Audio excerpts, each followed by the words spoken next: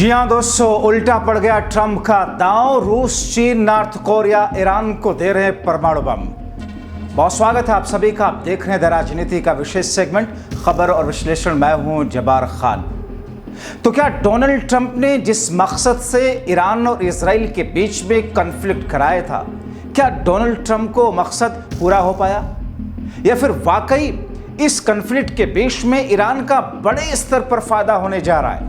क्योंकि ऐसा जा रहा है कि दुनिया के कई सारे देश ईरान को परमाणु हथियार देने जा रहे हैं, परमाणु असलहा देने जा रहे हैं, परमाणु बम देने जा रहे हैं। तो क्या इन तमाम चीजों के बीच में नॉर्थ कोरिया, चाइना और रशिया वाकई ईरान को परमाणु बम देने जा रहे हैं या दे दिया है?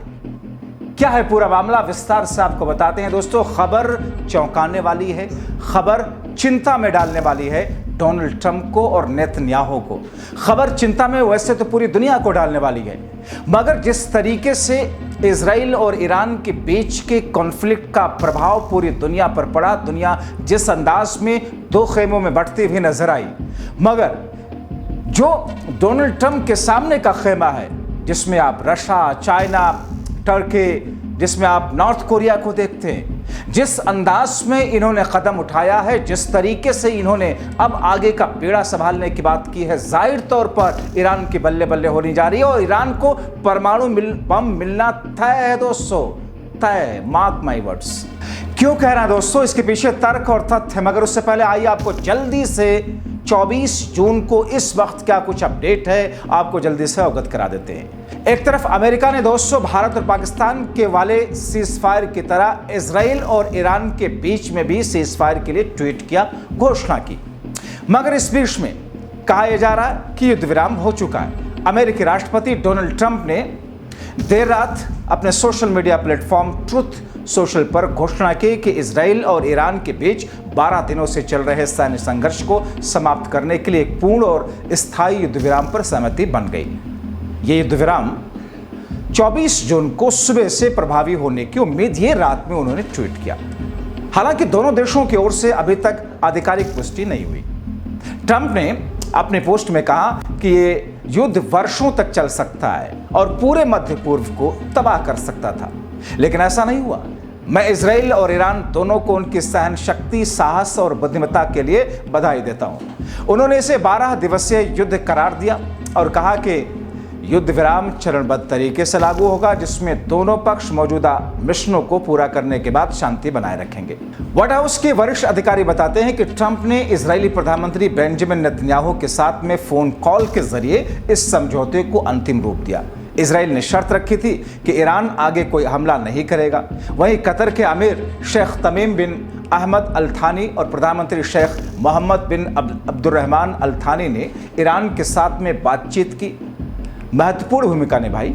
एक राजनयिक सूत्र के मुताबिक कतर ने ईरान को अमेरिकी प्रस्ताव युद्ध विराम के लिए राजी किया, लेकिन ईरान के विदेश मंत्री सैयद अब्बास अगारची ने कहा कि अभी कोई युद्ध विराम या युद्ध डील नहीं हुई।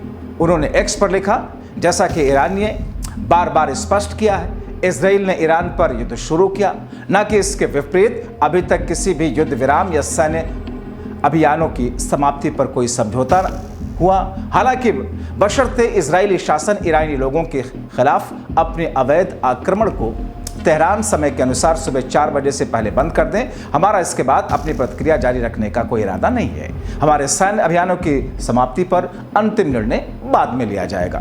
हालांकि दोस्तों कहा यह जा रहा है कि ये उस वक्त का ट्वीट है जब तक इजराइल की तरफ से कोई बयान नहीं आया था, मगर इजराइल ने अब बयान जारी करके युद्ध विराम की बात सहमति जताई।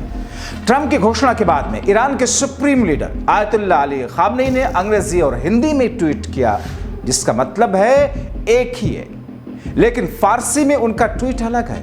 खामनेई ने लिखा, जो लोग ईरान के इतिहास और कौम से वाकिफ हैं वो जानते हैं ईरानी कौम कभी शिकस्त तस्लीम नहीं करती। तो ये तो रही दोस्तों 24 जून को युद्ध विराम से जुड़ी हुई अमेरिका, इजराइल और ईरान के बीच की बात, मगर जिस खबर को लेकर मैंने शुरुआत किया इस शो को, एक बार फिर से उस पर आता हूं। इन सब के बीच में सबसे अहम खबर, ईरान को परमाणु बम मिलने की बात कही जा रही है। दोस्तों आपने देखा कैसे अमेरिका ने ईरान के ऊपर अटैक किया। अमेरिका का दावा कि ईरान के परमाणु स्थान वाली जगहों पर जहां वो प्लांट थे बना रहा था, वहां पर हमने अटैक किया है। लेकिन दोस्तों, खबर क्या निकली? खबर ये निकल करके आई कि साहब ईरान को कुछ ज्यादा नुकसान नहीं हुआ, यानी कि थोड़े मोड़े नुकसान जरूर हुए होंगे। ऊपर से कहते हैं जो एंट्री के आसपास में दूसरी जगहों पर छोटी मोटी चीजें, खरोश आना जिससे कहते हैं, मगर ईरान के परमाणु डेवलपमेंट प्लान को किसी भी तरह का कोई नुकसान नहीं हुआ। ऐसी भी खबरें हैं कि उससे पहले ईरान ने उन चीजों को दूसरी जगह शिफ्ट भी कर दिया था।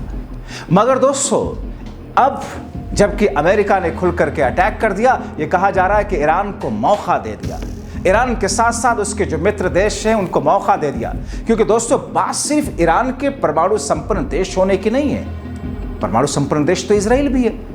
इजराइल पर क्यों नहीं कहा जाता कि वो भी किसी भी वक्त ईरान पर हमला कर सकता है परमाणु संपन्न?